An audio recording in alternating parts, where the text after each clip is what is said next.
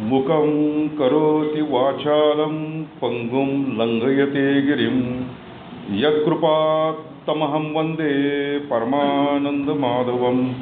गुरुर्ब्रह्मा गुरुर्विष्णु गुरुर्देवो महेश्वरः गुरुः साक्षात् परब्रह्म तस्मै श्री गुरवे नमः।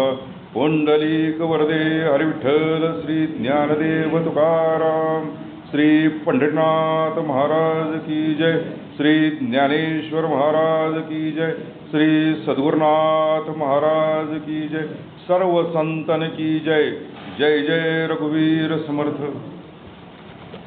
श्री गुरु सारिखा आस्था पाठी राखा, श्री गुरु सारिखा आस्था पाठी राखा, इतरांचा लेखा कोण करी, राजयाची कांता कांता काय भीक मागे, राजयाची कांता काय भीक मागे, मनाची अजोगे सिद्धी पावे, मनाची अजोगे सिद्धी पावे, कल्पतरू तळवटी जो कोणी बैसला, कल्पतरू तळवटी जो कोणी बैसला, काय उणे त्याला सांगा जोजी, काय उणे त्याला सांगा जोजी, ज्ञानदेव म्हणे तरलो तरलो, ज्ञानदेव म्हणे तरलो तरलो,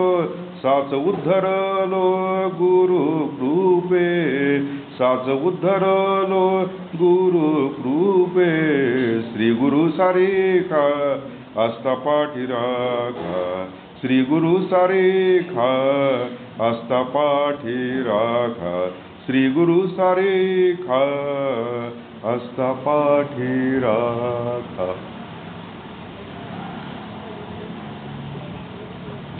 गुरुपौर्णिमेचा परमपावन दिवस आज, आणि पुन्हा एकदा आपण वासुदेव मंदिरमध्ये जमा झालेलो आहोत। आपल्या अंतःकरणातला सद्गुरूंच्या विषयी भाव, प्रेम, कृतज्ञता जे जे काही असेल ते सगळं व्यक्त करण्यासाठी जमा झालेलं। आणि गेली अनेक वर्ष, जवळजवळ 20-22 वर्षाहून अधिक काळ झाला असेल की मी दरवर्षी या गुरुपौर्णिमेची सेवा करतोय, आणि याही वर्षी मला ते गुरुपौर्णिमेची सेवा करण्याचं भाग्य लाभलेलं आहे। आणि एकदमच दरवेळी आपल्याला मी नेहमीच सांगत आलेलं की विषय हा सद्गुरू सुचवत असतात, आपल्याला काही त्याची विचार करण्याची काही गरज नाही, सद्गुरूंच्या आतूनच आपल्याला ते पूर्ण होतं। आणि असं लक्षात आलं की सद्गुरू सारिखा आस्था पाठी राखा या अभंगावरती आपण सेवा करावी। काय परमभाग्य असेल बघा की परवाच आपली आषाढी एकादशी झालेली आहे, आणि जवळजवळ 20 लाख भाविक वारकरी पंढरपूरला आले होते। हे गर्दीचा विक्रम झालेला आहे पंढरपुरात। आणि केवळ काय तर सगळीकडे एकच घोष, ज्ञानोबा माऊली, ज्ञानराज माऊली तुकाराम, एकच घोष हो। म्हणजे काय, एक सच्चिष्य तयार झाला की तो लाखो लोकांना कसा खेचून आणतो, यासाठी सद्गुरू सगळे प्रयत्नशील असतात। म्हणजे या महाराष्ट्राच्या मातीमध्ये माऊली महाराज जन्माला आली, केवढी मोठी भाग्य असली पाहिजे ना, आपल्या सगळ्यांचं ते भाग्य। आणि दुसरी गोष्ट काय की ते आधीच ठरलेलंच असो की जन्मजन्मांतरीची तपस्या ही त्या फळाला आलेली असते, आणि त्या आईवडिलांचं देखील परमभाग्य असतं। प्रत्यक्ष त्या नाथ महाराज जे नवनाथांच्या पोथीमध्ये पहिल्या अध्यायामध्ये सांगितलेलं आहे की ज्यावेळी ते सगळे 9 नारायण भेटायला गेलेले आहेत द्वारकाधीशांना, आणि मग द्वारकाधीशांनी सांगितलं की तू हा अवतार मच्छिंद्रनाथ व्हायचं, तू हे व्हायचं ते व्हायचं वगैरे सगळं झालं। आणि त्याच्याबरोबर त्यांनी हे पण सांगितलं की मी स्वतः ज्ञानेश्वर होणार आहे, मी स्वतः ज्ञानेश्वर होणार आहे। हनुमंत हा रामदास होईल म्हटल्या। म्हणजे सांगायचा उद्देश काय आहे की जी गोष्ट आरतीमध्ये लोपले ज्ञान जगी हित निणती कोणी, अवतार पांडुरंग नाम ठेविले ज्ञानी, ही गोष्ट सत्यच असली पाहिजे। ज्ञानेश्वर भगवान विष्णू हो असं म्हटलेलं ते बरोबरच आहे। आणि त्यामुळे त्या घरामध्ये ही सगळी चारी भावंड प्रत्यक्ष ब्रह्मा विष्णू महेश आणि आदिमाया अवतरलेल्या आहेत। आणि परमभाग्यानं, मी काय म्हणतो परमभाग्यानं आपल्याच घरामध्ये सद्गुरू आहेत, ही कळण्याची बुद्धी. कारण काय होतं माहिती काय की प्रत्यक्ष परमेश्वर जरी मानवी देह धारण करून आला की मानवी मनाची जी असंपूर्णता असते ती सगळी त्याच्या ठिकाणी थोडीफार असतेच. फक्त काय होतं की रामकृष्णांनी असं म्हटलेलं आहे की थोड्याशा साधनेनं ती परिपूर्ण अवस्था होऊन जाते, पण ती थोडीशी असंपूर्णता असते. आणि माऊली महाराजांची योग्यता हीच आहे की त्यांना आपला थोरला बंधू जो आहे निवृत्तीनाथ महाराज, की जे म्हणतात जो कधी प्रवृत्तीवरती झाला नाही त्याला निवृत्ती असं कसं काय नाव दिलं. आणि ते निवृत्तीनाथ महाराज हे ब्रह्मानंदे डुल्लतू शब्दज्ञाने पारंगतू शिष्य प्रबोधनी समर्थू यथोचित आहेत हे ज्ञानेश्वर महाराजांना कळलेलं आहे. बरेच वेळा आपले वडील सद्गुरू वगैरे असतात ते स्वामी सहजानंद, पण आपल्याला काही ते कळत नाही. म्हणजे एकनाथ महाराजांचे चिरंजीव हरिपंडित याला कळलं नाही, त्यांचा जावई जो होता त्यांनाही कळलं नाही की आपले सासरे जे आहेत हे प्रत्यक्ष परब्रह्म आहेत, आनंद स्वरूप आहेत, सच्चिदानंद ब्रह्म आहेत, हे कळलेलं नाही हो. कारण कळण्यासाठी जी बुद्धी लागते की नाही ती बुद्धी आपल्याकडं असेलच असं नाही. मग आपल्याला काय वाटतं आपले वडीलच आहे काय, लोक पाया पडतात म्हणजे काय वडीलच आहे म्हणजे असं वाटणं शक्य आहे. आणि मग थोरला वडील बंधू आपला तो म्हणून ज्ञान वैराग्य आणि भजन स्वधर्म कर्म आणि साधन कथा निरूपण श्रवण मनन नीती न्याय मर्यादा यामध्ये एक ओढे असे तेणे ते विलक्षण भासे म्हणून सर्वही विलसे सद्गुरूपाशी हे कळण्यासारखी बुद्धी ज्ञानेश्वर महाराजांच्याकडे होती. आणि ते ज्ञानेश्वर महाराजांच्याकडे असल्यामुळं त्यांनी एकच गोष्ट केली जी त्यांनी लिहिलेली आहे ज्ञानेश्वरी. तरी तनुमनु जीवे चरणासी लागावे आणि अगर्वता करावे दास्य सकळ हे त्यांनी केलं पहिल्यांदा. आणि ते केल्यानंतर जे परंपरा काय असते माहिती काय, एका रात्री सद्गुरू होणारे शेकडो लोक तुम्हाला भेटलो, रेलचेल झालेली आहे सध्या.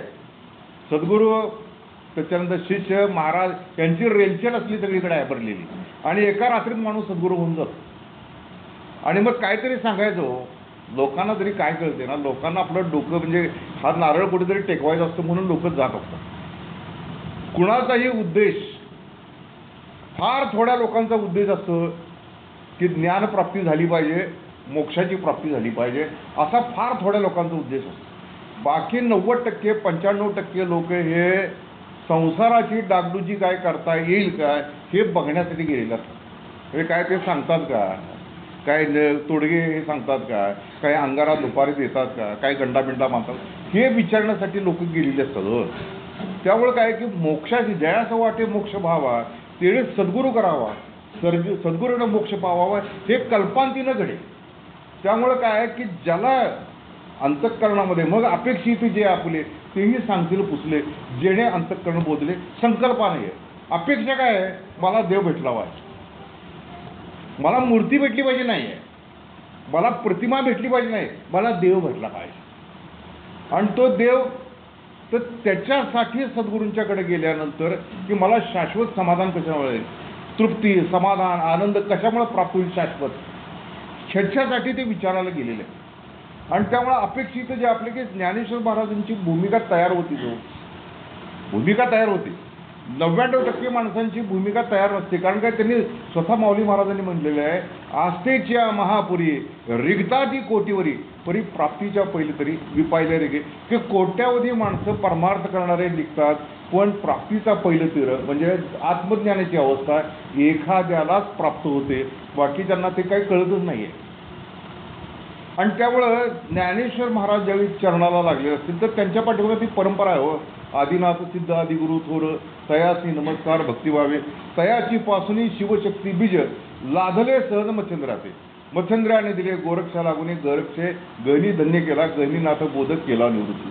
म्हणजे ही परंपरा तिथं चालत आलेली आहे. परंपराशिवाय नाही होत होते. आता काय झालं, गादीवाले महाराज झालेले आहेत ना, बाप गादी चालवत असतोय, लगेच मुलगा त्याचा गादीवरती बसतो, तो लगेच झाला सद्गुरू झाला, तो त्यानं ती साधना करायला पाहिजे काय नाही काय नाही, लगेच बसला की तो झाला सद्गुरू.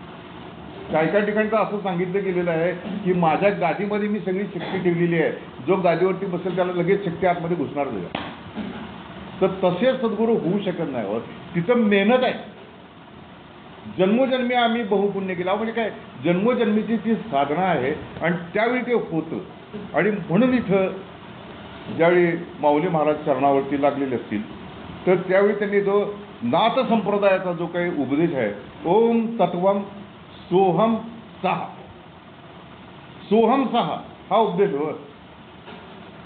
ज्यावेळी निवृत्तीनाथांनी ओम तत्वम म्हटलं असेल त्याचवेळी माऊली महाराजांनी म्हटलं असेल सोहम, होय तो मीच आहे. आणि हा बोध त्यांना पूर्ण झाला हो, पूर्ण झाला. आणि तो पूर्ण झाल्याबरोबर आंतरिक स्थिती, दृष्टी सगळं बदलून घेतलं. काय झालं त्यांचं? माऊली महाराजांनी लिहिलेलं आहे, प्रथम स्वरूप समाधान पाऊली ठेला अर्जुन, सभेची उघडी लोचन तव विश्वरूप देखे. माऊली महाराजांचं तेच झालं. निवृत्तीनाथांचा तो जो पद्मकरू तो त्यांच्या मस्तकावरती पडल्याबरोबर, आणि त्यांनी पुढच्या 10व्यामध्ये तेच लिहिलेलं आहे, असो हे दिठी जयावरी झळके की हा पद्मकरू माथा पारुके, तो जीवची परी तुके महेशेसी. की केवळ नुसती दृष्टिक्षेप जरी पडला आणि त्या हस्ताचा परिचय झाला मस्तकावरती, तो जीवच आहे, पण त्याची तुलना महेशाबरोबर म्हणजे शिवाबरोबर करता येते. ऐसे जिये महिमेचे करणे, वाचा बळे वाणू मी कवणे, का सूर्या अंगी उठणे लागत असे केवी. केवी कल्पतरुवरी फुलवरा, कायसिनी पाहुणे क्षीरसागरा, कवणे वासी कापुरा सुवास देऊ, चंदनाते काही तिनी चर्चावे, अमृताते केविते रांधावे, गगनावरी उभावे घडे केवी. ऐसे श्री गुरुचे महिमान, आकिळतासे के साधन, हे जाणून या म्या नमन निवांत जी केल्यावर. काय म्हणजे त्या आंतरिक स्थिती काय माऊली महाराजांची झाली असेल. कारण दृष्टी उघडली की माऊली महाराजांना त्यांचा देव, त्यांचा परमात्मा जो सद्गुरू होता तो एका ठिकाणी दिसायला लागलेला नाही. केवळ मूर्तीपुरता, तेवढा प्रतिमापुरता, समाधी स्थानापुरता तेवढाच देव त्यांना दिसायला लागलेला नाही. ते म्हणतात ज्ञानदेवा गोडी संगती सज्जनी, हरी दिसे जनिवनी आत्मतत्वी, ज्ञानदेवा प्रमाण आत्मा हा निदान, सर्वा घटी पूर्ण एक नांदे. सगळीकडे हे समस्त श्री वासुदेव, ऐसा प्रतिदी रसाचा ओतला भाव, तो भक्ताबाजी राव ज्ञानी तुझे, ही आंतरिक स्थिती तिथं प्राप्त. आणि मग काय जीवन धन्य झालो, तृप्तो भवती.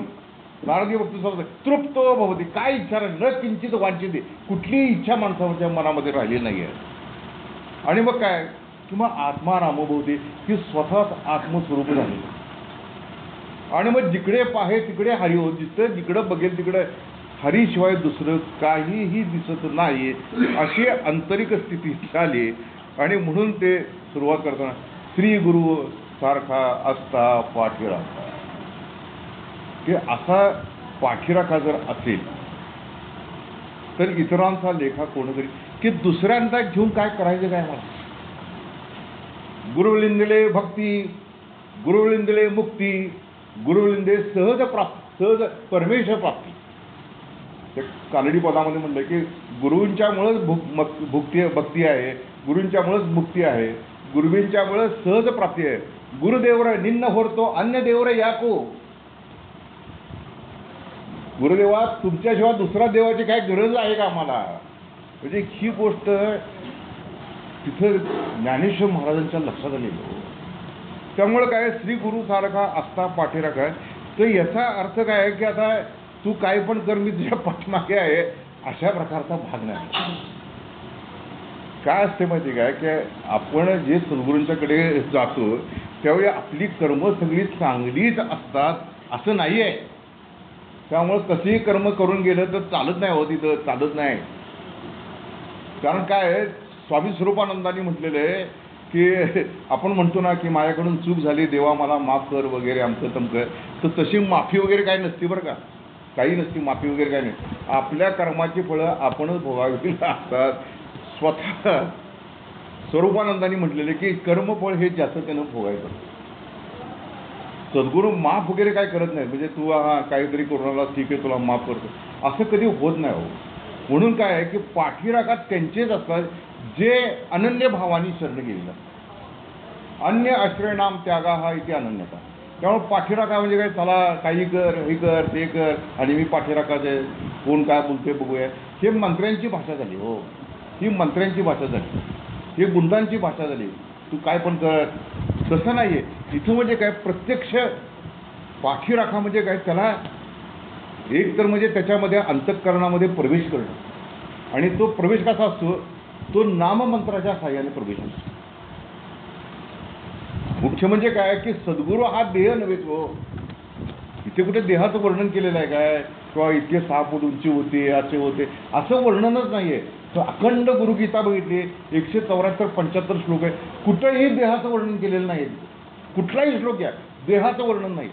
तसं ज्ञानेश्वर महाराज देखील देहाचं वर्णन करत नाही, ते तत्वाचं वर्णन करतात. आणि त्यामुळे पाठीराखा कधी होतो की ज्यावेळी आपण सद्गुरूंचा अनुग्रह घेतल्यानंतर सद्गुरू सांगतात की हा देह म्हणजे तुझा गुरु नव्हे. ते जालिहाळचे एक भक्त होते हो, आणि ते विठ्ठल मंदिराची स्थापना वगैरे केली होती, आणि तिथे एक असा कट्टा वगैरे केला होता त्यांनी.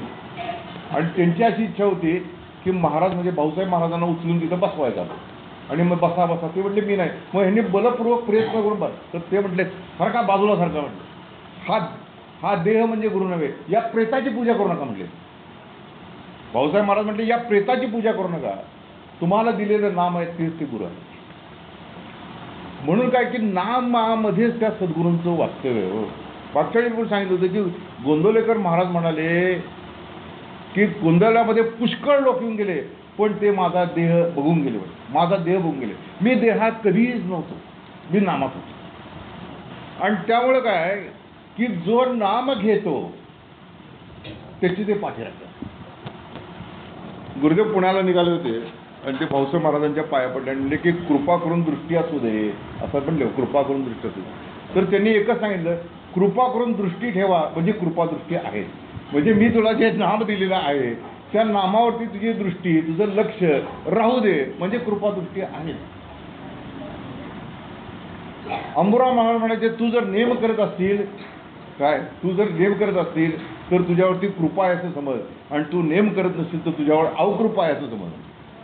म्हणजे काय की काय वेळा आपण काय पाठीराखा म्हणजे काय, चला काही करा, हे करा, चला पाठीराखा आहे बघायला आहे, असं कधीही होत नाही. आपल्या कर्माची फळं आपल्यालाच भोगावी लागतात, म्हणून ते सांगितलं. इतरांचा लेखा कोण करी.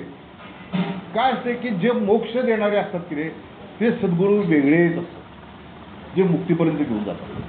इतरांचा लेखा म्हणजे अन्य देवता, कशाला दुसऱ्यांना देवता बदलून काही उपयोग होत नाही, तिकडे तिकडे फिरून काहीही उपयोग होत नाही. ज्यावेळी ती समाधी अवस्था, जी अद्वैत समाधीची अवस्था प्राप्त व्हावी म्हणून विवेकानंदांचा जीव अतिशय तळमळत होता, अतिशय तळमळत होता. आणि काही केलं ती कृपा होत नव्हती हो. जी कृपा व्हायला पाहिजे ती होतच नव्हती. आणि ज्या दिवशी त्यांच्यावरती कृपा करत होते त्या दिवशी ते म्हटले, अहो तुम्ही मला असं काय करताय. रामकृष्णाने एक शक्तिपूर्ण स्पर्श त्यांना केला, आणि त्याच्याबरोबर त्यांचा तो देहभाव सगळा विरून चाललेला होता, त्यावर अहम देखील मावळत होता. तर ते घाबरून म्हणाले की अहो असं काय करतात, मला आईवडील आहेत की म्हटले. तर त्यावरती रामकृष्ण म्हणाले की ठीक आहे, मग हळूहळू होईल, बस वाट बघत होता. आणि त्याच्यानंतर 6 वर्षाचा काळ गेलेला आहे. 6 वर्षाचा काळ गेल्यानंतर त्यांची तळमळ चालू आहे, कधी ती अद्वैत समाधी प्राप्त होते. आणि मग ते रामकृष्णांना न सांगतात हे निरंजन काली हे सगळी मिळून बुद्ध द्यायला गेले, आणि तिथं 3 रात्रपर्यंत राहिले. ते 3 रात्र राहिले तिथे, आणि प्रयत्न करून बघितला, कुठंही काही झालं नाही. 3 रात्र परत आले. रामकृष्णांच्या खोलीत प्रवेश केल्यानंतर ते म्हणाले की कुठंही काही झालं नाही. त्यांनी अंगठा हलवला, कुठंही काही झालं नाही, सगळे इथंच आहे. म्हणजे काय की इतरांचा लेखा कोणतरी, की आपल्याला जे प्राप्त व्हायला पाहिजे ते केवळ आपले सद्गुरू प्राप्त करून देतात. मागे मी तुम्हाला हे पण सांगितलं,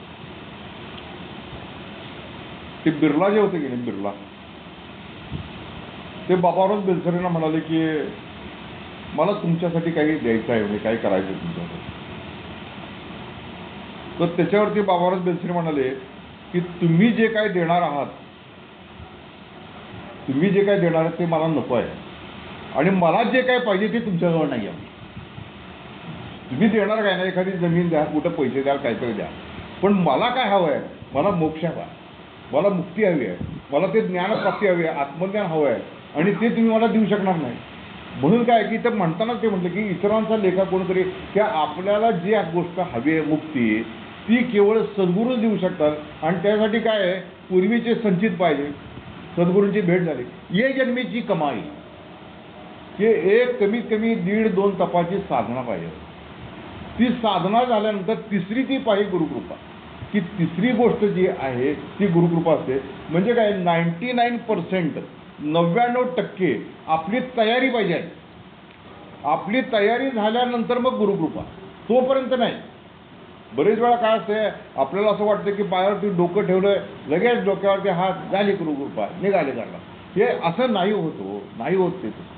म्हणून तर कितीतरी शेकडो हजारो शिष्य सद्गुरूंचे असतात, पण त्यातले थोडे शिष्य का तयार होतात, त्याचं कारणच ते की ते साधना करतात. म्हणून इथं म्हणतानाच त्यांनी असं म्हटलंय, इतरांचा लेखा कोण तरी, राजयाची कांता काय भीक मागे, मनाची अजोगे सिद्धी पावे. आता राजयाची कांता हे कसं आहे की ऐश्वर्याचं उदाहरण दिलेलं आहे, आणि ऐश्वर्याचं उदाहरण असल्यामुळं की जी खरोखरी श्रीमंताची पत्नी आहे, तर तिला काय असं वाडगाभर साखर शेजाऱ्याकडनं मागून आणायची काही गरज नाही हो, किंवा जरा दूधच द्या, पाहुणे चाललेले आहेत, कांदे संपले. बरेच वेळा आमच्या घरात असं मी बघितलं, पाठीमागनं अहो 4 कांदे असले तर द्या हो, किंवा काय विरजणाला दही पण नसते. बरेच वेळा गावावरनं जाऊन आलं की विरजणाला दही नाही, मग ते शेजार, म्हणजे अशी परिस्थिती राजाच्या बायकोवरती कधी येत नाही. आणि तसं जो सद्गुरूचा अंकित झाला तर त्याला काही तसा प्रश्न काहीच येत नाही हो त्याला. एक तर म्हणजे काय आहे की त्याला ऐहिक काही नको आहे. पहिली गोष्ट लक्षात ठेवायची की ऐहिक काही नको आहे हो त्याला. आणि समजा जर काहीतरी मागितलं तर त्याला काळजी करण्यासारखं काही कारण नाही आहे, कारण सद्गुरू हे देण्यासाठी बसलेलेच आहेत, बसलेलेच. ते उपेंद्रनाथ घोषदेव होते की नाही, उपेंद्रनाथ मुखोपाध्याय, हे उपेंद्रनाथ मुखोपाध्याय जे होते की नाही, तो एकदम तरुण मुलगा होता आणि तो मामाच्याकडे वगैरे राहत होता. आणि काय होते माहिती काय, नोकरी नाही, पैसा नाही, आणि त्यामुळं काय होतं की नोकरी नाही, पैसा नाही म्हटल्यानंतर मग सगळे लोक बोलतातच हो. म्हणजे जे वडील असतात, काय नुसता काय घरात डोळत पडलेला आहे, काय कामच करत नाही. मामानी पण म्हणायचं आहे, कसला तू रे, काय कामच करत नाही, पैसे नाहीत असं. आणि अक्षरशः त्याचे कर्मधर्म संयोगानं रामकृष्णांची भेट झाली, आणि रामकृष्णांना नमस्कार केल्यानंतर त्यावेळी रामकृष्ण भावावस्थेमध्ये बसलेले असते. काय पाहिजे म्हणले, काय पाहिजे, काय पाहिजे, पैसा पाहिजे, पैसा पाहिजे, पैसा. जा म्हटले, खूप मिळेल. कारण ते भावावस्थेमध्ये त्यांनी सांगितलं. आणि त्यांचं काय असतं माहिती आहे की सद्गुरूंनी सांगितलेले शब्द जे असतात ना, ते 100% खरेच होतात, खरेच होतात. आणि मग त्यांनी पुढे ते एक पुस्तकाचं दुकान काढलं, त्याच्यानंतर वसुमती साप्ताहिक काढलं, एक मोठा छापखाना काढला, आणि प्रचंड मोठं ते वसुमती दैनिक आणि साप्ताहिक इतकं गाजलं ते की प्रचंड काम मोठं झालं. म्हणजे काय की केवळ सद्गुरूंचा शब्द आहे हो हा. राजाची कांता भीक काय म्हणतील ते तुला मिळणार आहे, मिळणार आहे, 100% मिळणार आहे. ते सिंधलिंगया म्हणून एक लिंगायत होते, ते भाऊसाहेब महाराजांचे शिष्य, आणि ते भजनाच्या वेळी हात असा खाली ठेवून बसलेलं. ते म्हटले, अरे तुम्ही स्वामी आहे, तुम्ही हात वरती केले पाहिजे. तर म्हटलं, आम्ही जंगम, आमच्या पोटाला काय खायला काय म्हणले. तर भाऊसाहेब महाराज काय बोलले, नंतर ते त्याच्या शेतावरती तिथे गेले, आणि त्याने म्हटले इथं शिंग फुंक आणि इथं विहीर खण म्हटलं, आणि त्या विहिरीला प्रचंड पाणी लागलं. त्याच्यानंतर त्या पाण्यावरती इतकी शेती प्रचंड हे झाले की त्या माणसाचं काय खाण्यापिण्याची चिंताच निघून गेली होती. हे लक्षात घेतलं पाहिजे की राजयाची कांता काय भीक मागायची काय तिला गरज नशी नाही, तसं मनाच्या जोगे सिद्धी पावे. जे मनात इच्छा असेल की ते प्राप्त होऊ शकतं. फक्त आपण काय मागायचं हे लक्षात घेतलं पाहिजे. हो, आपण संसारी मनुष्य पाहिजे, संसाराची वास, परी भगवंताचा अंश भगवंत इच्छिते. आपण भगवंत पाहिजे का संसार पाहिजे ठरवलं पाहिजे. त्या अलप्पा धडूती नावाचा एक असा भाऊसाहेब महाराजांचा शिष्य होता. गरीब होता बिचारा, सेवेकरीत. आणि महाराज गेले तर त्यांच्या त्या अलप्पा धडूतीच्या आईने म्हटले की महाराजांना म्हटले, अहो घरात मुलबाळ नाही आहे. तर म्हणले होईल जा की. तर तिला वाटलं आता आपल्याला यावं कुठं मुलं, अहो मला नको म्हणले, ते सुनेला पाहिजे म्हणले, सुनेला व्हायला पाहिजे. तर ते म्हणले की दोघींना होईल जा. अर्थात त्या काळात लवकर लग्न होत होती, त्यामुळे मुलाबरोबर आईला पण काय होत असतील, पण तो काय प्रश्न नाही आहे. तर लगेचच महाराजांनी त्याला सांगितलं की तू आता माझ्याबरोबर फिरू नकोस बाबा, माझ्यावर फिरू नकोस. आणि मग बघा शिष्याचं कल्याण व्हावं, कारण काय असते पुढे ती परंपरा तो वंश चालू राहावा यासाठी आपली सगळ्यांची धडपड असते. आणि त्यामुळे तो वंश चालू राहावा यासाठी महाराजांनी लगेच त्याला एक खुराक लिहून दिला. कारण त्यांना ते औषधं पण माहिती असायची. तर त्यांनी ते मुगाचं पीठ इतकं घे, हे घे, गुळ घे, आमचं घे, ते खारे सगळं त्याला सांगितलं. आणि 3 आठवड्यानंतर तू भेट म्हणले मला. 3 आठवडे तो घरात राहिला. आणि त्याच्यानंतर मग पुढे काही दिवसांनी ती सुवार्ता कानावरती आली. महाराज परत आल्यानंतर ती आई त्यांची त्या महाराजांना विचारते की मुलाचं नाव काय ठेवायचं. म्हणजे तिला आधीच ती म्हणजे ही गोष्ट लक्षात घ्यायची होती की मुलगा झाला पाहिजे अशी इच्छा होती. तर महाराज म्हणाले निनमव्वा बेरीकिदाळ, म्हणजे तर ते म्हणले मोठी हे आहे म्हणलेली, लबाड आहे म्हणलेली, तिला आधीच कळावं असं वाटते की मुलगा होणार आहे की मुलगी होणार. तर ते म्हणले ठीक आहे, उद्या नेमानंतर येऊन भेट म्हणले मला. आणि मग भाऊसाहेब महाराज नेमाला बसले होते, नेमातून ते उठून आले आणि ते म्हणले की तुला मुलगा होईल. म्हणजे बघा त्यांचं जे अल्ट्रासाऊंड होतं ते केवढं पॉवरफुल असलं पाहिजे भाऊसाहेब महाराजांचं, की नुसतं त्यांनी सांगितलं, आधी होणार म्हणून सांगितलं आणि त्याच्यानंतर त्याला सांगितलं की मुलगा होईल आणि त्याचं नाव गुरुसिद्धा ठेव म्हणजे, गुरुसिद्धा असं ठेवून. हे मला सांगायचा उद्देश काय आहे की मनाची या जोगे सिद्धी पावे, की आपल्याला एखादं आजारपण असतं, कधी काहीतरी गोष्ट झालेली असते, तर त्यावेळी माणसाला असं वाटतं की सद्गुरूंच्या कृपेने ते बरं व्हावं. त्या रामकृष्ण परमहंस अक्षरशः म्हणजे मथुरबाबू त्यांची सेवा करत होते. आणि मथुरबाबू हा त्यांचा पहिला रसददार, म्हणजे जे जे काही रामकृष्णांना हवा असेल ते पुरवणारा तो माणूस होता. राणी रासमणीचा तो जावई, आणि अक्षरशः लक्षावधी रुपये त्याने खर्च केले त्या सेवेचा. तर त्यांनी सांगितलं की माझी बायको अत्यंत आजारी आहे आणि गेले 4-5 महिने तिला तो संग्रहणी म्हणजे की त्याला डिसेंट्री म्हणतो त्याचा आजार चालू आहे, अशक्त होऊन आहे, आणि ती जर गेली तर माझं काय व्हायचं म्हणले. माझं काय, मला जावई म्हणून मी तर ठेवून घेतला, बायको आहे म्हणून तर इथं आहे ठेवलेलं आहे मला. आणि अक्षरशः रामकृष्णांच्या मनात नव्हतं, पण तरी देखील ते भक्ताच्या प्रेमापोटी ते म्हटले जा बरी होईल ती. आणि नंतर ते असं म्हणाले की जगदंबा दासी म्हणजे ती राणी रासमणीची मुलगी बरी झाली आणि तिचा आजार हा माझ्यावरती येऊन पडला, मला 6 महिने त्रास झाला. म्हणजे विचार करण्यासारखी गोष्ट आहे की शिष्याच्या अशी गोष्ट कायम होत नसते. नाहीतर प्रत्येकजण म्हणाल की सद्गुरू आजार पण घेतात. त्यांनी आपलं लिहिलेलं आहे की बरेच वेळा काय असते माहिती आहे का, स्वतःचे भोग हे स्वतः संपवावे लागतात, पण काही वेळा आपले भोग देखील सद्गुरूंना संपवावे लागतात, म्हणून ते साधना करत राहतात. त्याच्यामुळे ती भोगाची तीव्रता जी असते ती कमी होत जाते. त्यामुळे काय मनाच्या जोगे सिद्धी पावे की ते प्राप्त होऊ शकतं, पण आपण हे कुठलीही संसारिक गोष्ट जी आहे ती कधीही मागण्याचा प्रयत्न करू नये. सुदामासारखी स्थिती असली पाहिजे बघा. सुदामा भेटायला गेलेला आहे, पण तोंडातनं बायकोनच पडवून पाठवले, जावा मित्र मोठा आहे, दणदणीत आहे, पैसा आहे, सगळं आहे, घेऊन या त्याच्याकडनं. पण तोंडातनं शब्द रेटत नाही हो, शब्दच रेटत नाही की मला पाहिजे म्हणून. पण काय भगवंता अंतर्यामी आहे, तो सद्गुरू अंतर्यामी आहेत. आणि त्यामुळं काय की आपल्या मनामध्ये जे काय आहे ते त्यांना कळतं, आंतरिक स्थिती कळते, सांपत्तिक स्थिती कळते, सर्व काही त्यांना कळत असल्यामुळं तो जाईपर्यंत तिथं सुदामा नगरी तयार झाली होती सुवर्णाची.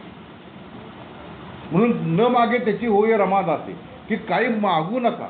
मागितलं की नाही की जे मिळणार असतं ते मिळत नाही. म्हणून आपल्याला काय आहे की न लगे मुक्ती धनसंपदा संत संगती सदा. तुकाराम महाराज म्हणू शकलेच ना, आम्ही तेणी सुखी बोला विठ्ठल विठ्ठल मुखी. नजरांना सगळा परत पाठवून दिलेला आहे तुकाराम महाराजांनी. नजरांना परत पाठवला आणि वरती अभंग लिहून पाठवला, आम्ही तेणी सुखी बोला विठ्ठल विठ्ठल मुखी. तुमचे एर वित्त धन आम्हा मृतिके समान. कंठी मिरवा तुळशी व्रत करा एकादशी, म्हणवा हरी ते दास तुका म्हणेमध्ये हे आज. असं म्हणायला छाती लागते हो, असं पाठवून द्यायला देखील छाती लागते.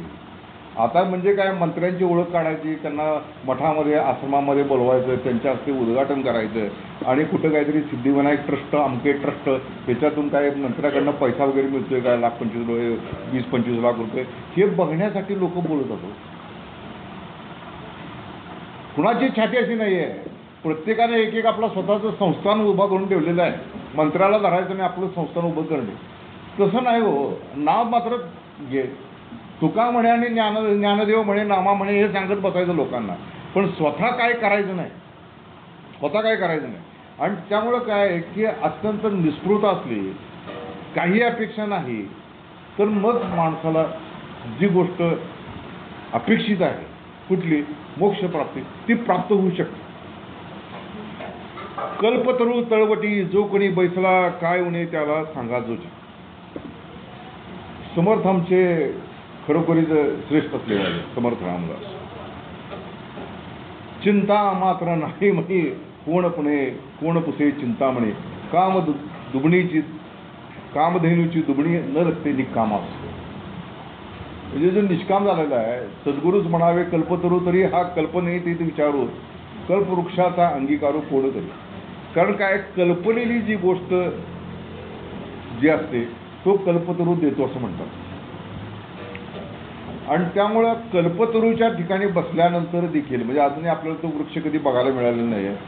बरेच वेळा ती कल्पना आहे असं म्हणतात आणि काही जण म्हणतात की कल्पवृक्ष असतो, तर ॲक्च्युली तो कल्पवृक्ष जो असतो की नाही तो आपल्या अंतःकरणात असतो, तो दुसरीकडे कुठं नसतो. कारण काय होतं, ज्याची ध्यान तेची होय मन, म्हणून हे अवघे सारा पांडुरंग दृढ करा. याचा अर्थ काय, कल्पवृक्ष आपल्या अंतःकरणामध्येच आहे. आपण काय करतो की संसारिक कामना करतो, मग त्या प्राप्त होतात. आणि ज्यांना ती भगवत प्राप्ती हवी त्यांना ते भगवत प्राप्ती मिळते. म्हणून आपण त्या कल्पवृक्ष, हा सद्गुरू कल्पवृक्ष आहेच. आणि त्याच्या अंतःकरणावर त्याच्या चरणाजवळ बसल्यानंतर आपण काय केलं पाहिजे हे लक्षात घेतलं पाहिजे. म्हणून विवेकानंदांनी एकच हट्ट धरला की मला तुम्ही ती निर्विकल्प समाधी जी आहे ती प्राप्त करून द्या, त्याशिवाय मी कोणतंही कार्य करू शकणार नाही. त्याच्यावरती म्हटले की रामकृष्ण म्हटलं, तू अगदीच स्वार्थी आहेस, तू स्वतःच्या मुक्तीची इच्छा करतो, तू करणार नाहीस तर तुझी हाडं करतील, पण तुला ते करावं लागेल. पण त्याच्या आधी मला हे द्या, निर्विकल्प समाधीचा लाभ द्या. म्हणजे काय, निर्विकल्प. आणि खरोखरीच त्यांना ती निर्विकल्प समाधी प्राप्त झाली. अक्षरशः देहभान पूर्णपणे नाहीसं झालं, उडून गेलं. हातपाय वाकडे असे निश्चळ दगडासारखे बसले गेले. म्हणजे ज्याला काष्ठवत समाधी म्हणतात की नाही, तशी काष्ठवत समाधी त्यांना प्राप्त झाली. आणि ती प्राप्त झाल्यानंतर ज्यावेळी त्यांनी ते डोळे उघडले तर पहिला नमस्कार त्यांनी रामकृष्ण ज्या खोलीमध्ये होता त्या खोलीकडे केला. म्हटला काय, तुमच्या कृपेनं प्राप्त झालं, तुमच्या कृपेनं प्राप्त झालं. मी धडपड किती जरी केली असते तरी काही उपयोग नव्हता, तुमच्या कृपेनं मला ते प्राप्त झालं. म्हणून कल्पतरू तळवटी जो कोणी बसला, कोण बसलेला आहे की नाही त्याला त्याच्या कल्पनेप्रमाणे फळ मिळतं. आणि सद्गुरू ही कृपा करतातच. काय उणे त्याला सांग, काय उणं पडणार ना. तो पूर्णचंद्र घोष नावाचा रामकृष्णांचा एक अत्यंत चांगला भक्त होऊन गेला. त्याला त्याच्या प्रारब्धानुसार लग्न करायला लागलं. पण ज्यावेळी त्यांनी रामकृष्णांनी पहिली त्याला बघितल्याबरोबर ते म्हटलं की हा आलेला, हा आता सगळे भक्त यायचे जे होते ईश्वरी कोटीतले ते सगळे पूर्ण झाले. म्हणजे म्हणून त्याला पूर्णचंद्र तो. आणि त्याच्यानंतर त्या म्हणजे कशी अवस्था असते बालकाची, तर त्याला विचारलं, त्याला रामकृष्णांना बघितल्यानंतरच त्याच्या डोळ्यातनं घळघळ अश्रू जायला चालू झालं आणि चेहऱ्यावरती आनंद दाटून आला. रामकृष्णांनी विचारलं, तुला मी कोण आहे असं वाटतंय? तर तो म्हणला, तो लहान मुलगा म्हणतोय, तुम्ही साक्षात ईश्वर आहात, तुम्ही साक्षात परमेश्वर आहात असं म्हणतो.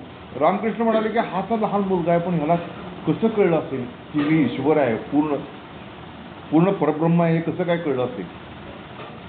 तर रामकृष्णच म्हणाले की आत्मा जो असतो तो तसाच राहतो. शरीर लहान होतं, मोठं होतं, वृद्ध होतं, पण आत्मा जसाच्या तसा राहतो. आणि हा पूर्ण जो आहे तो ईश्वर कोटीतला आहे. आणि त्याच्यानंतर त्याचं वडिलांच्या धक्कामुळं लग्न झालं आणि एकदा आजार पण आला होता त्याला पूर्ण झाला. तर त्याच्या शेजारी स्वामी प्रेमानंद बसलेले होते आणि ते प्रेमानंद बसल्यानंतर ते ध्यानावस्थेमध्ये गेले आणि त्या ध्यानावस्थेमध्ये बघितलं की त्यांचा आजार पण दूर व्हायला लागलेलं आहे. आणि नंतर ते स्वामी प्रेमानंद म्हटले, बाबूराव महाराज, की रामकृष्णांनी याची मुलं लहान आहेत म्हणून याचं आयुष्य 7-8 वर्षांनी वाढवून दिलेलं आहे. म्हणजे सद्गुरूंच्याकडे ती देखील शक्ती असते, ते स्वतःचं वय देखील वाढवू शकतात आणि एखाद्याचं देखील वय वाढवू शकतात. ज्यावेळी 1909 साली ज्यावेळी ते गुरुदेव इतके आजारी पडले आणि त्याच्यानंतर प्रकृती इतकी तोळामासा झालेली, मेंदूचा क्षयरोग झालेला आहे, आता हा जगतोय की वाचतोय काय आता मरतोय असं परिस्थिती होती. आणि मातोश्रींच्या डोळ्यामध्ये पाणी आलेलं आहे आणि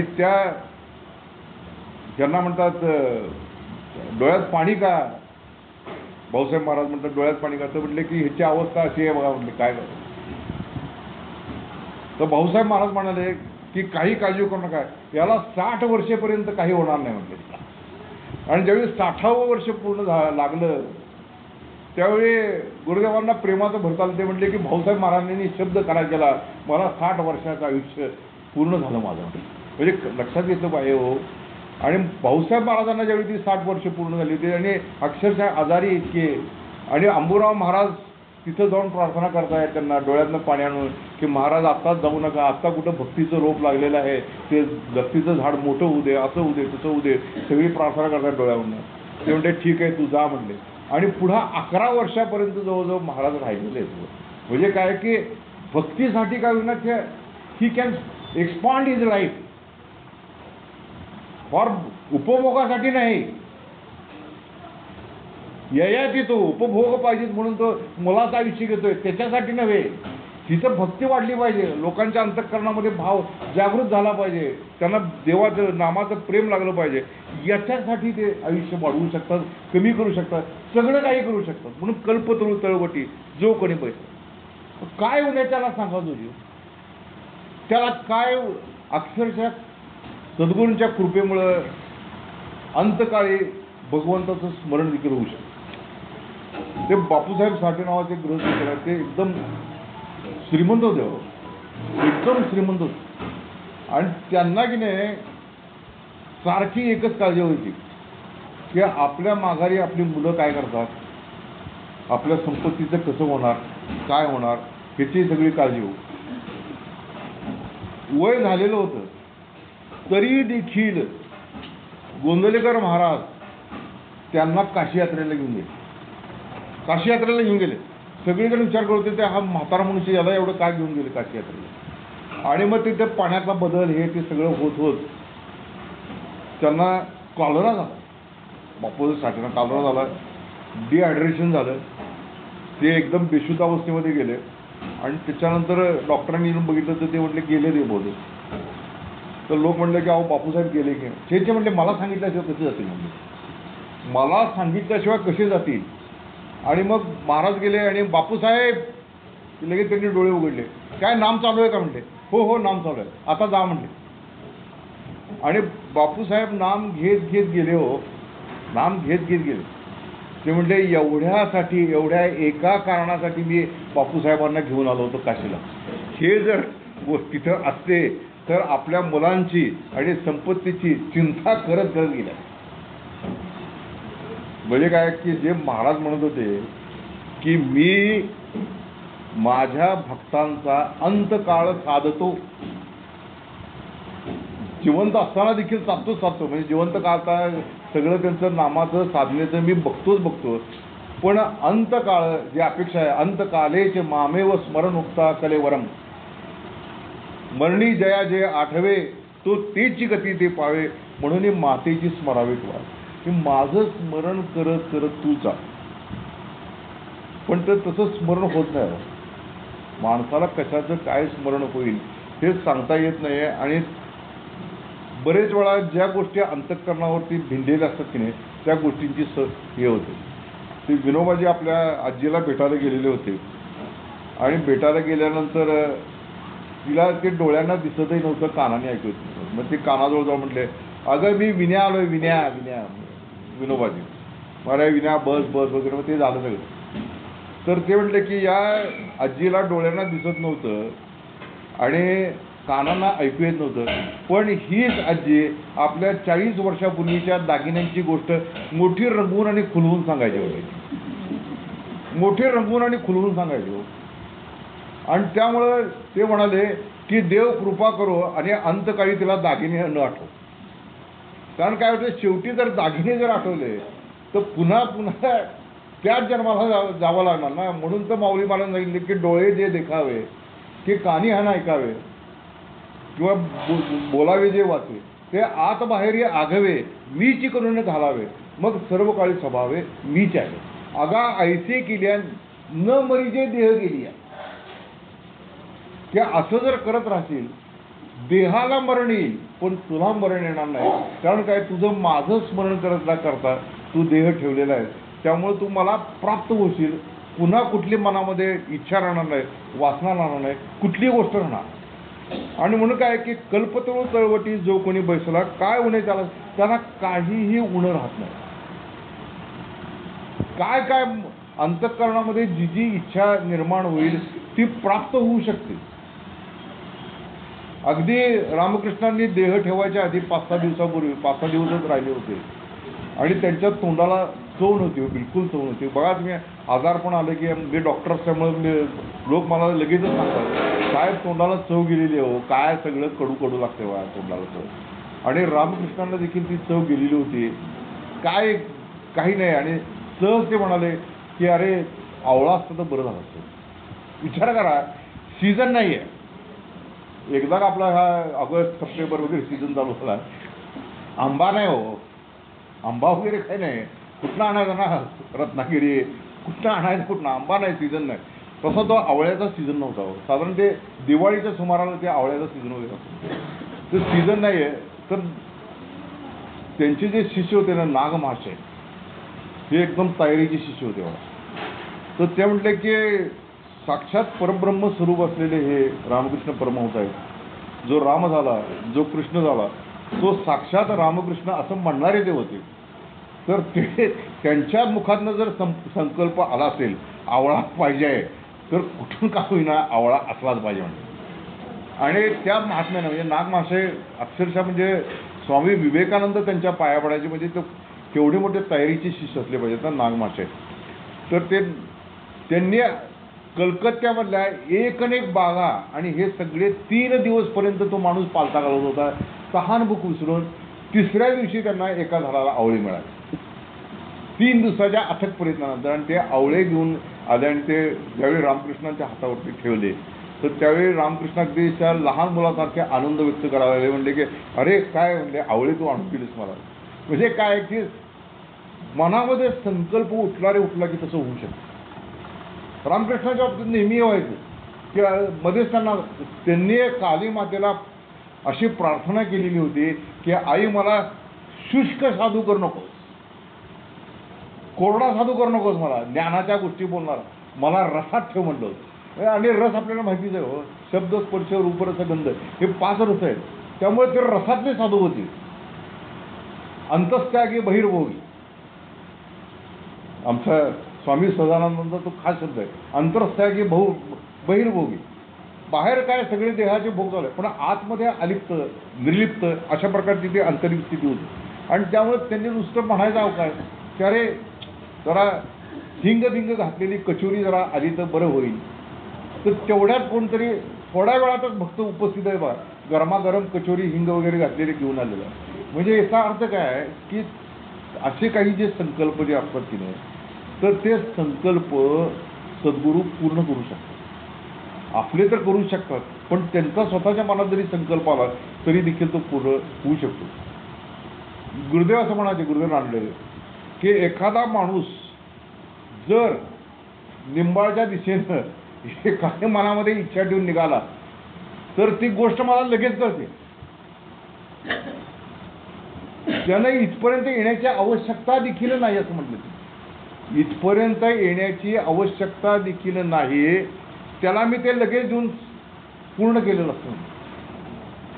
म्हणजे कसं असते बघा की सद्गुरूंची व्यापकताच एवढी मोठी असते, ते प्रत्येकाच्या अंतःकरणामध्ये व्यापून असतात, सगळीकडे व्यापून असतात. आणि त्यामुळे उगीचच आपल्याला वाटत असतंय की माझंच देव ऐकत नाही. देव सगळ्यांचा ऐकतो पण माझा ऐकत नाही. वास्तविक तो अंतर्यामी चैतन्य रूपाने नटलेला आहे, आपलं त्याच्याकडे लक्ष नाही. हो, आपलं सगळं लक्ष बहिर्मुख आहे. आणि त्यांनी सांगताना असं सांगितलं की तस्मात विचार करावा, देव कोण तो ओळखावा, आपला आपण शोध घ्यावा. अंतर्यामी त्या आतमध्ये शोध घे. पृथ्वी नव्हे, आप नव्हे, तेज नव्हे, वायू नव्हे, वर्ण व्यक्त काहीच नव्हे, अव्यक्त ते तयास म्हणावे देव. वरकड लोकांचा स्वभाव, जितके गाव तितके देव जनाकारणे. मग ते मसोबा दाखोबा काय 1760 देव, ते काय म्हणतात देव एकच आहे, एकच एक ओमनीपोटंट आहे, एकच देव आहे. आणि त्याचा जर शोध घ्यायचा असेल तर तो अंतर्यामी घे. आणि तो कसा आहे, तो जाणीव रूपाने आहे. मी जे हे स्फुरण जे आहे की नाही, ते मी हे स्फुरण म्हणजेच तो देव आहे. म्हणून त्यांनी सांगताना काय सांगितलं, मी कोण ऐसा हे पाहता देहा तिथं अवलोकिता नेमस्त स्वरूपाची सवे. की कोणीतरी या मीचा शोध ज्यावेळी आपण घ्यायला लागतो, हे सद्गुरू सांगतायत, मीचा शोध घे. हू एम आय, रमण महर्षी ते सांगतात की हू एम आय, तू कोण आहेस ह्याचा शोध घे. आणि तो शोध घेता घेता लक्षात येतं की मी मनोबुद्धी अहंकार चित्ता आणि नाहम, न च श्रोत्र जिव्हे न च घ्राण नेत्रे. म्हणजे ही गोष्ट लक्षात येते की 5 ज्ञानेंद्रिय, 5 कर्मेंद्रिय, पंचकोश, पंचप्राण हे मी काहीही नाही आहे, तर चिदानंद रूपम शिवोहम शिवोहम. आणि म्हणून तर काय आहे की जे आरशात दिसतं ते रूप आहे, आणि जे आरशात दिसत नाही ते स्वरूप आहे. त्या स्वरूपामुळे आरशात रूप दिसतं.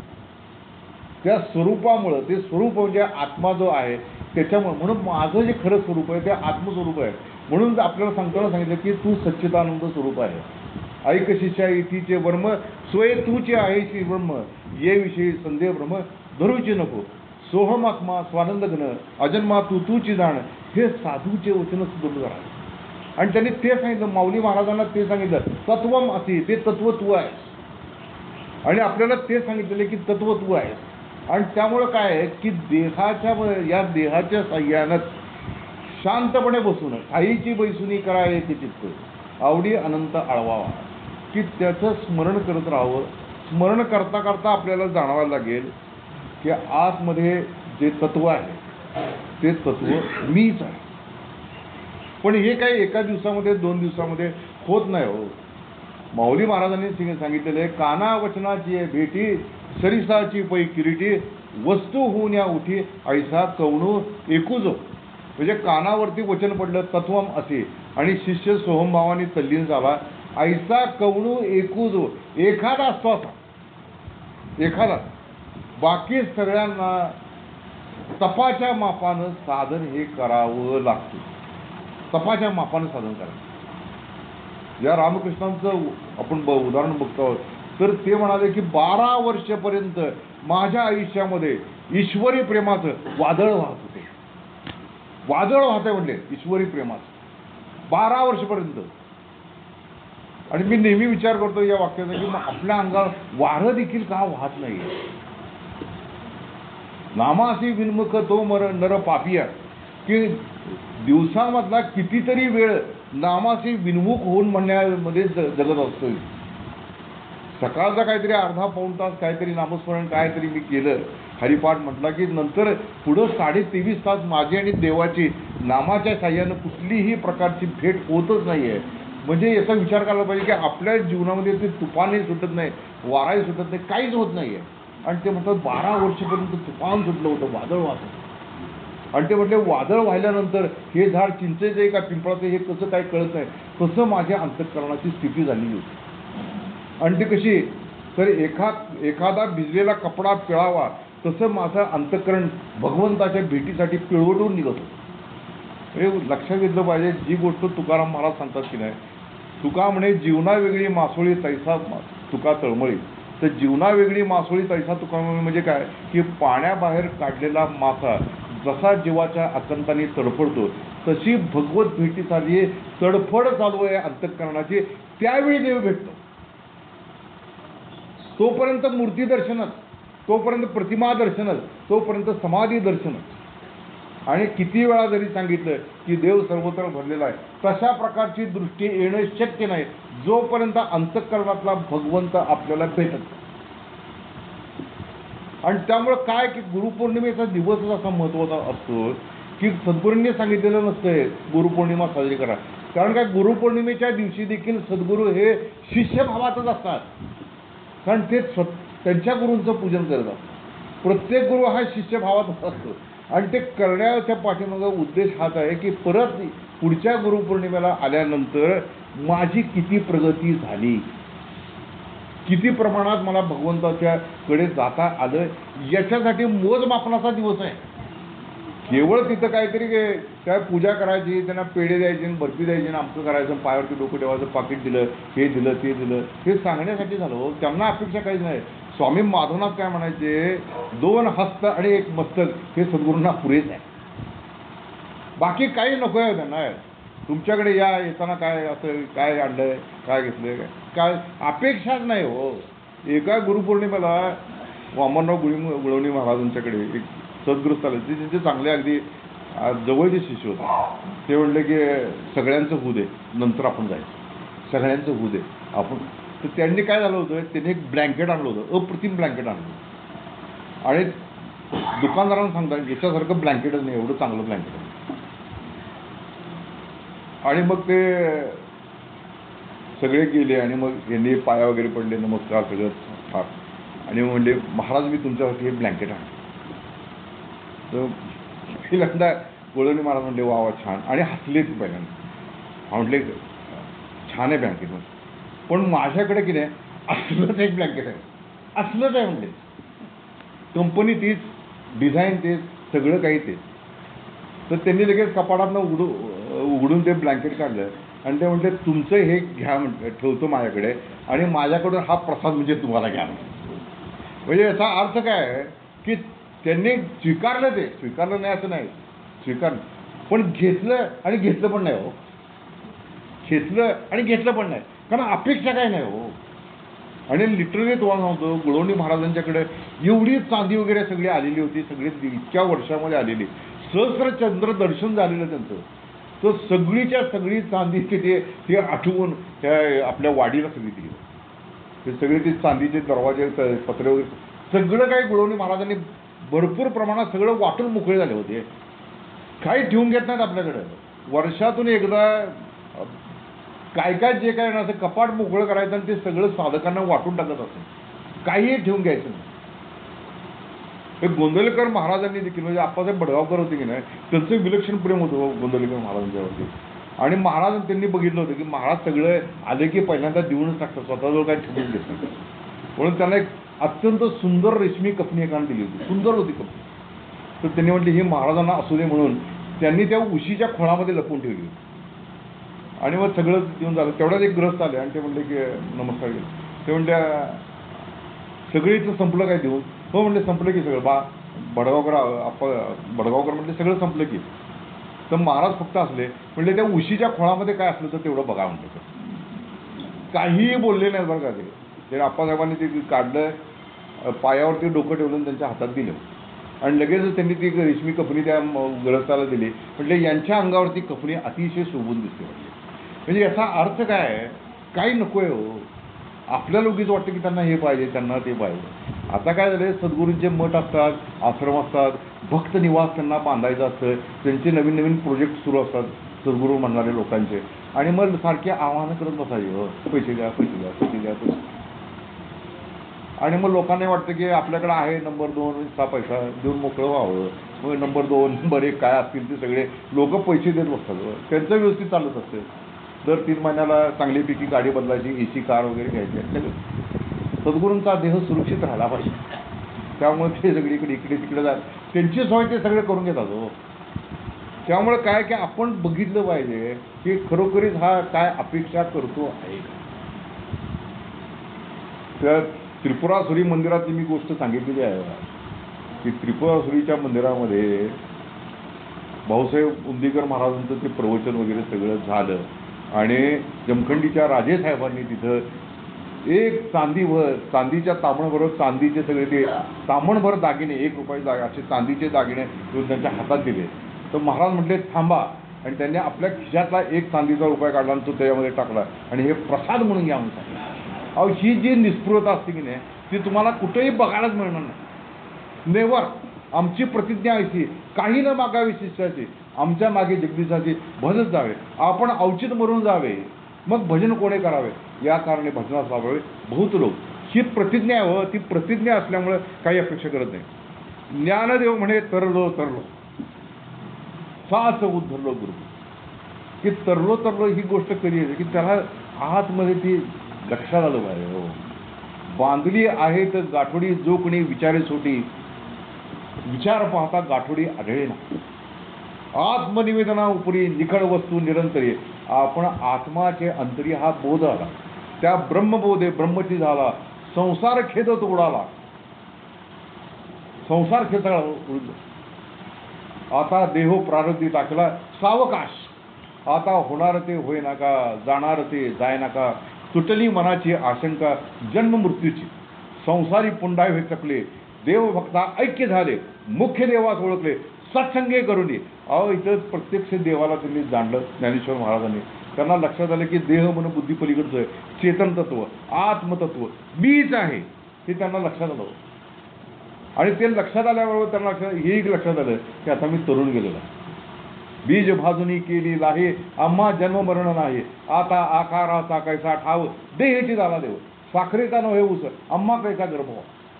आणि माऊली महाराजांना ते लक्षात आलं की अरे मी तरुण गेलेलो आहे, आता मला काय नाही, मागील या जन्मा मुक्त झालं, मागचे सगळे मुक्तच आहे मी, आणि मी मुक्तच असल्यामुळं आता तरुण गेलेलो आहे. कारण काय, गुरुकृपा. येथे एकची लीला तरले, जे सर्व भाव माझे भरले, तया ऐलीची थंडे सरले मायाजाळ, ते तर सद्गुरू तारू पुढे. सद्गुरू तारू असल्यामुळेच ते तरुण जाऊ शकले. हो, नाहीतर ते तरू शकले नसतात ना. म्हणून साच उद्धरलो गुरुकृपे, की सद्गुरूंच्या कृपेनं माझा उद्धार झाला. आणि त्यामुळे काय आहे की सद्गुरूंची कृपा होण्यासाठी, सद्गुरू कृपा कळे त्यासी, जो शोधीला आपणासी, पुढे अनुभवासी आपे आप वस्तू. म्हणून सद्गुरूंची कृपा ही काय सहजासहजी होत नाही. हे काय सारखं आपलं काहीतरी आपल्याला मिळालं म्हणून म्हणायचं की गुरुकृपा झाली, धंदा चांगला चाललेला आहे, गुरुकृपा झाली, नाही संबंध त्याचा. शक्यतो सद्गुरू शिष्याच्या प्रारब्धामध्ये ढवळाढवळ करत नाही, शक्यतो करत नाही. अगदी आवश्यक असेल तरच, जर काहीतरी अडत असेल तरच, अदरवाईज कुठेही ढवळाढवळ काय करत बसत नाही. नाहीतर प्रत्येक येणारा गडगंज श्रीमंतच झाला असता ना, येणारा काय गरीब, चला त्याल घेऊन टाक पैसे, असं कधी होत नाही. ज्या स्थितीमध्ये आपण आहोत त्या स्थितीमध्ये समाधानाची खूण त्यांना दिली आहे. कुठल्याही परिस्थितीमध्ये असलं म्हणजे काय, देहाचं दुःख असू दे, काही असू दे, प्रत्येक स्थितीमध्ये जर शांती, समाधान, आनंद, तृप्ती टिकून राहत असेल की नाही, तर लक्षात घ्यायचं की आपल्यावरती सद्गुरूंची कृपा झालेली आहे. सद्गुरूंची कृपा ती आहे. आणि त्यामुळे काय की सद्गुरू कृपा कळत असेल तर आपण आपला शोध घेतला पाहिजे, आणि तो कुठं अंतर्यामी घेतला पाहिजे. आणि त्यामुळं काय आहे की दुसरं आता काय गुरुपौर्णिमेच्या दिवशी काय मागण्यासारखं काय नसतं. आपली कृतज्ञता आपण व्यक्त केलेली आहे. विशेषतः जे जे काही आपल्याला दिलेलं आहे, तर गोंदवलेकर महाराज म्हणतात की आपली लायकी तरी आहे काय तेवढं मिळवण्याची. त्यांनी जे दिलेलं आहे, आपलं लायक नसताना देखील त्यांनी ते दिलेलंच आहे आपल्याला. नाही ते कितीतरी रेलचेल आपल्याकडे जीवनामध्ये असते हो. आपल्या जीवनामध्ये काय आता उपाशीच पडलेला आहे, 2-4 दिवस खायला अन्न नाही, अशी काही परिस्थिती आपल्या सद्गुरूंनी आपली केलेली नाही आहे. त्यामुळे जे जे काही प्राप्त झाले ते सद्गुरूंच्या कृपेनं प्राप्त झालेलं आहे. पण मुख्य गोष्ट आपल्याला प्राप्त झाली पाहिजे ना, ते म्हणजे आत्मज्ञान. आणि ते जर प्राप्त व्हायचं असेल तर आपल्याला दुसरं काही करायचं नाही हो. त्यांनी सांगितलेल्या मार्गानं स तू दीर्घकाल नैरंतर सत्कारा सेवितो दृढभूमी या न्यायानं चालायला लागतं हो. स तू दीर्घकाल म्हणजे दीर्घकालपर्यंत चालायचं, निरंतर रोजच चालायचं आणि प्रेमाने चालायचं. सत्कारा सेवितो दृढभूमी, तर ती दृढभूमी ही बुद्धीची शक्ती आहे. आणि त्यामुळे तशा प्रकारची बुद्धी आपल्याला लाभली पाहिजे. आणि ती बुद्धी एकच ज्ञानेश्वर महाराजांनी सांगितलेली आहे, ईश्वरा वाचून काही जे आणि लाणी नाही ते एकची बुद्धी पाही अर्जुनाचं घे. तर तशी ती ईश्वराचा ठाव घेणारी बुद्धी आम्हाला आमच्या सद्गुरूंनी स्वामी सहजानंदांनी ज्ञानेश्वर महाराजांनी द्यावी अशी त्यांच्या चरणी प्रार्थना करूया आणि हे वाक्पुष्प त्यांच्या चरणी अर्पण करूया. हरिओम तत्सत. विठ्ठल विठ्ठल विठ्ठल विठ्ठल विठ्ठल विठ्ठल विठ्ठल विठ्ठल पुंडलिक वरदे हरी विठ्ठल. श्री ज्ञानदेव तुकाराम, श्री पंढरनाथ महाराज की जय, श्री ज्ञानेश्वर महाराज की जय, श्री सद्गुरुनाथ महाराज की जय, सर्व संतन की जय. जय जय रघुवीर समर्थ.